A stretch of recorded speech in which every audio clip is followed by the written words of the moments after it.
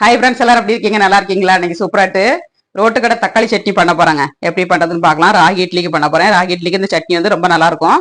Try பண்ணுங்க. நீங்களும் வீட்டில் ட்ரை பண்ணிட்டு எப்படி வச்சுக்காத கமெண்ட்ஸ் பண்ணுங்க, லைக் பண்ணுங்க, சப்போர்ட் பண்ணுங்க. முதல் முறையாக பார்க்கறதா சப்ஸ்கிரைப் பண்ணி வைங்க. அப்பதான் நாங்கள் போடுற வீடியோலாம் உங்களுக்கு ஒட்டை கொட்டினா அப்டேட் ஆகும். உங்களுக்கு ஏதாவது ரெசிபி தேவைன்னா கமெண்ட்ஸ் பண்ணுங்க. சுட சுட இட்லியில தாராளமாக ஊற்றி சாப்பிடலாங்க.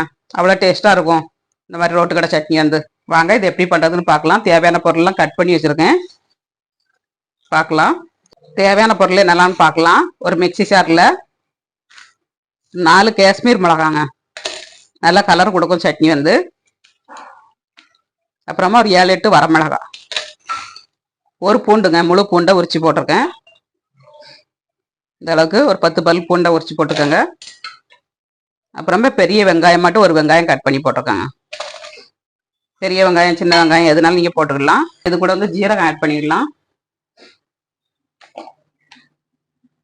இது கூட வந்து ஒரு ஸ்பூன் ஜீரகம் ஆட் பண்ணிக்கோங்க. இது எல்லாத்தையும் கொஞ்சம் குறை குறைன்னு அரைச்சிட்டு அப்புறமாட்டு நம்ம தக்காளி ஆட் பண்ணணுங்க.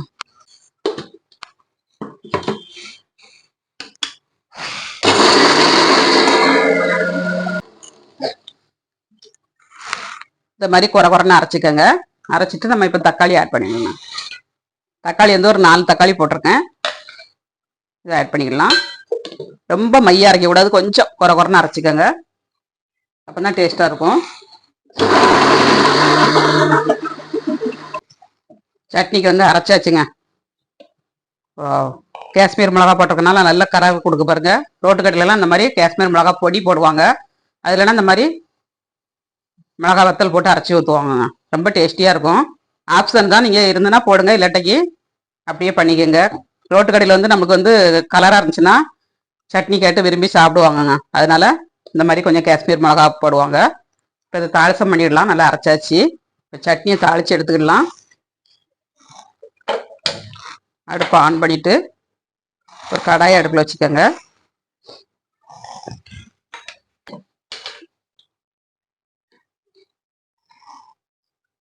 காரம் மட்டும் வச்சுருக்கனால கொஞ்சம் எண்ணெய் தாராளமாக ஆட் பண்ணிக்கோங்க.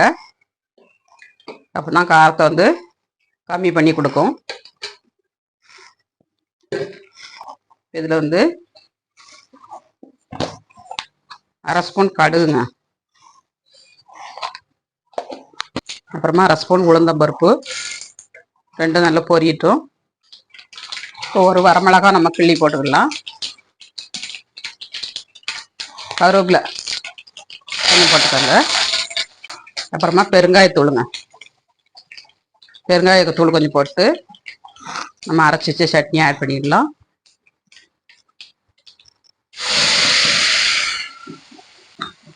எண்ணெயிலே கொஞ்சம் வதங்கணுங்க. அப்பதான் டேஸ்ட் நல்லா இருக்கும். கொஞ்சம் வதங்கட்டும். சட்னி வந்து கொஞ்சம் நேரத்துக்கு இருக்க நம்ம கிண்டி கொடுக்கணுங்க.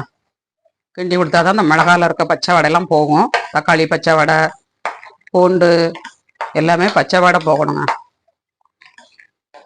காரமும் நமக்கு கம்மியாயிரும். டேஸ்ட் ரொம்ப நல்லா இருக்கும். இந்த மாதிரி வதக்குனீங்கன்னா கொஞ்ச நேரம் வதக்கிக்கங்க. இப்போ நல்லா வதங்கிருச்சு. தண்ணி ஆட் பண்ணிக்கிடலாம். மிக்சி சாரை கழுவி கொஞ்சம் தண்ணி ஆட் பண்ணிக்கலாம். கொஞ்சம் தண்ணியாக வைக்கணுங்க. நம்ம இட்லி மாவு கலக்க போகிறோம், அதனால கொஞ்சம் தண்ணியாகவே வச்சுக்கோங்க. நான் இட்லி மாவு ஊற்றினோன்னா நல்லா திக்காயிரும் உங்களுக்கு.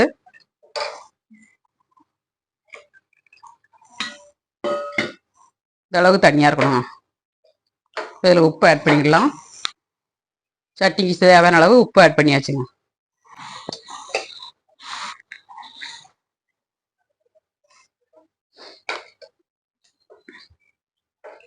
இப்போ கொஞ்சம் நல்லா கொதிக்கட்டும். அதுக்கப்புறம் நம்ம இட்லி மாவு ஆட் பண்ணிக்கலாம். சட்னி நல்லா கொதிக்க ஆரம்பிச்சிருச்சுங்க. இந்த மாதிரி நல்லா தக்கன்னு நல்லா கொதிக்கணுங்க. கொஞ்சம் கொதிக்கட்டும். அப்புறம் மாவு ஆட் பண்ணிக்கலாம். ரோட்டுக்கடை சட்னினாலே ரொம்ப ஸ்பெஷலுங்க. எல்லாரும் ஊற்றி ஊற்றி சாப்பிடுவாங்க. அதில் ஒரு டேஸ்ட் தனியாக இருக்கும். அந்த மாதிரி தான் இன்னைக்கு பண்ணியிருக்கேன். இதே மாதிரி நீங்களும் வீட்டில் ட்ரை பண்ணுங்க. தோசை மாவு வந்து சட்னி தந்தோடி ஆட் பண்ணிக்கோங்க. நான் எடுத்துக்க 4 தக்காளி பழத்துக்கு 4 ஸ்பூன் எடுத்துருக்காங்க. இட்லி மாவு இதுக்கு பதில் நீங்கள் கடலை மாவு பொட்டுக்கடலை மாவு எது வேணாலும் ஆட் பண்ணிக்கிடலாம். ரொம்ப டேஸ்டியாக இருக்கும். இப்போ வந்து நம்ம மாவை ஆட் பண்ணிக்கிடலாம். கொஞ்சம் தண்ணியாக கரைச்சி வச்சுட்டு ஊற்றணுங்க. கட்டியாக ஊற்றுனீங்கன்னா திட்டு திட்டாக வரும். திக்காக ஆரம்பிச்சிருச்சு.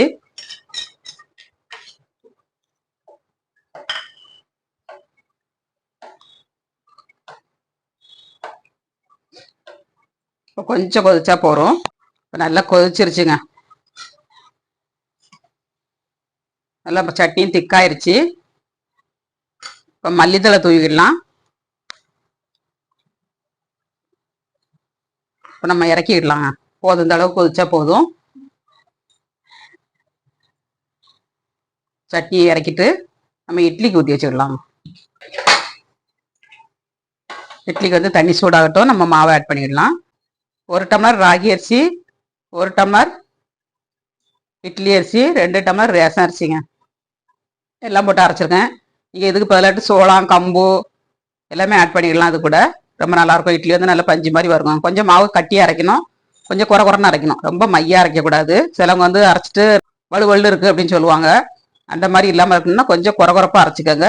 ரொம்பையும் குறை குறைப்பாக இருக்கக்கூடாது. கொஞ்சம் குருணை மாதிரி இட்லிக்கெலாம் நம்ம அரைப்போம் பாருங்கள், அந்த மாதிரி கொஞ்சம் குறை குறைன்னு அரைச்சிக்கோங்க. சூப்பராக வருங்க உங்களுக்கு. தண்ணி சூடாகட்டும். நம்ம மாவை ஆட் பண்ணிக்கலாம். ரோட்டுக்கடை தக்காளி சட்னி எவ்வளோ அட்டகாசமாக இருக்குங்க. மாவு வந்து நைட்டே அரைச்சி வச்சுட்டேன். தேவை இதை வந்துட்டு எடுத்து வச்சுட்டு பாக்கிய பிரிட்ஜுக்குள்ள வச்சுட்டாங்க. இதில் கொஞ்சம் உளுந்த மாவு அதிகமாகிடுச்சு. உளுந்து வந்து கொஞ்சம் கம்மியாகவே போட்டோங்க. அப்போ தான் இட்லி வந்து நல்லா பஞ்சு மாதிரி வரும். கொஞ்சம் மாவு அதிகமாகிட்டு பார்க்கலாம் எப்படி வருதுன்னு பார்க்கலாம். டைட்டிங்கில் இருக்கிறவங்களாம் அந்த மாதிரி சாப்பிடுங்க. உளுந்து சோளம் அப்புறமாட்டு வந்து கம்பு கேப்பு எல்லாம் போட்டு அரைச்சி அரிசி போடாமல் அரைச்சி சாப்பிடலாம். சாப்பிட்டீங்கனாலும் டைட்டிங்கில் இருக்கவங்களுக்கு வந்து ரொம்ப நல்லா இருக்குங்க.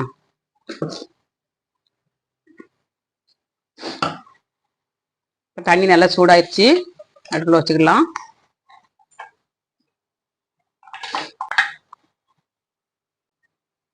அடிக்கடி ராகி போட்டு வைப்பேங்க. ராகி கம்பு சோளம் எல்லாம் போட்டு அரைப்பேன். எங்கள் வீட்டு ஆளுக்கு வந்து டைபெட்டிஸ் இருக்கனால அடிக்கடி அரைப்பேன்.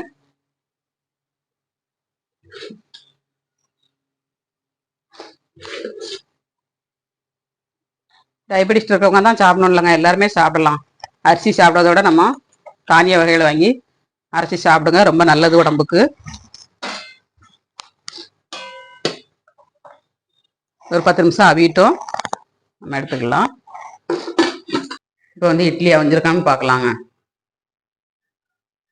இட்லி அவிஞ்சிருச்சான்னு பார்க்கறதுக்கு தண்ணியில் கையை முக்கிட்டு எடுத்தோம்னா ஒட்டாமல் வருங்க. ஒட்டாமல் வந்துச்சுன்னா நம்ம எடுத்துடலாம். ஒட்டுச்சுன்னா கூட கொஞ்சம் நேரம் வச்சுக்கோங்க, எடுத்துக்கலாம். அதே மாதிரி துணியில் ஒட்டாமல் இருக்குனாலும் நம்ம தண்ணியை தொளிச்சு எடுக்கணுங்க. நிறைய பேர் துணியில் பூரா பாதி மாவு ஒட்டிடும், பாதி இட்லி துணியிலே போயிடுங்க. அந்த மாதிரி இருந்துச்சுன்னா லேசாக தண்ணி தொளிச்சிட்டு ஒரு சைட்லேருந்தே அப்படியே சரிச்சாப்பில் எடுக்கணும். துணியை எடுத்தீங்கன்னா நல்லா ஒட்டாமல் வருங்க. பாருங்கள், ஒரு துளி கூட ஒட்டலை பாருங்கள். இந்த மாதிரி எடுத்துக்கோங்க. இட்லி வந்து நல்லா சாஃப்டாக இருக்குது. ஆனால் கொஞ்சம் உளுந்த மாவு அதிகனால கொஞ்சம் வத்தி இருக்குது. உளுந்த மாவு கொஞ்சம் கம்மியாக இருந்துன்னா நல்லா புசு புசுன்னு இருக்குங்க. ரோட்டுக்கடை சட்னி எவ்வளோ எம்மியாக இருக்குது பாருங்கள். ஊற்றி சாப்பிட்டுக்கலாம். கையேந்தி பவான் ரோட்டுக்கடை தக்காளி சட்னிங்க, அவ்வளோ அட்டகாசமாக இருக்கும். ட்ரை பண்ணி பாருங்கள். இட்லியோட வச்சு சாப்பிட்றதுக்கு அவ்வளோ அட்டகாசமாக இருக்குங்க. 10 இட்லி கூட சாப்பிடலாம், அவ்வளோ டேஸ்ட்டாக இருக்கும். ட்ரை பண்ணுங்கள் நீங்களும் வீட்டில். ட்ரை பண்ணிட்டு எப்படி வச்சுங்க கமெண்ட்ஸ் பண்ணுங்கள், லைக் பண்ணுங்கள், சப்போர்ட் பண்ணுங்கள். தொடர்ந்து ஆதரவு கொடுங்க. நிறைய சப்போர்ட் பண்ணுறீங்க, இதே மாதிரி தொடர்ந்து சப்போர்ட் பண்ணுங்கள். சாப்பிட்டு பார்க்கலாம். சூப்பராக இருக்குங்க.